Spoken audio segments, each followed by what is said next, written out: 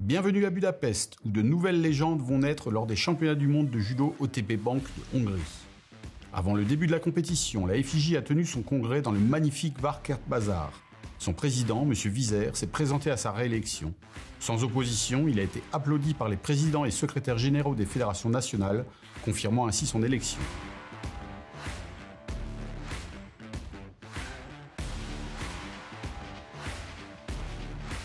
À la Pape László Arena, le public attendait avec impatience de voir ses judokas préférés remporter leur dossard rouge.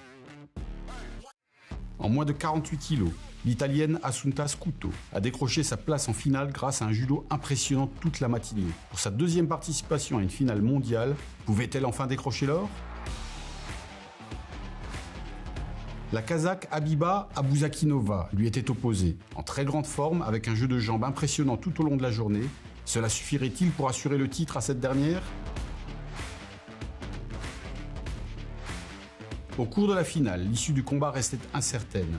Vers la fin de la rencontre, Scuto a inscrit un yuko pour mener le combat et après avoir rapidement contré une attaque, elle a marqué Ippon, s'adjugeant le titre mondial. 2 bronzes, 1 argent et enfin une médaille d'or. Une victoire pleine d'émotions qui complète son palmarès.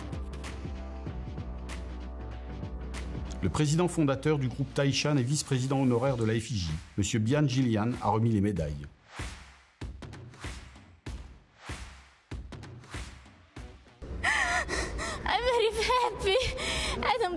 Je suis vraiment heureuse, je n'arrive pas à y croire.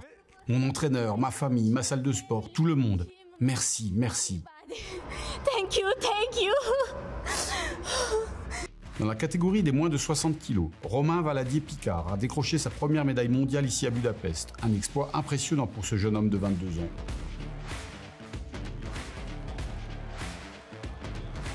Mais face à lui se trouvait Ryuju Nagayama, bien plus expérimenté.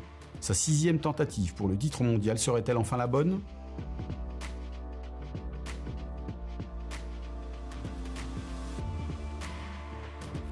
Dans le match pour la médaille d'or, Nagayama a dominé. 2 Waza-Ari lui ont permis d'atteindre le sommet des moins de 60 kg et de remporter enfin le titre. Une performance bâtie sur la précision, la patience et des années de détermination. Ce sont mes 6e championnats du monde et j'ai enfin une médaille d'or. Et croyez-moi, ça fait du bien. Le vice-président du CNO chinois, M. Zhu Jinqiang, a remis les médailles.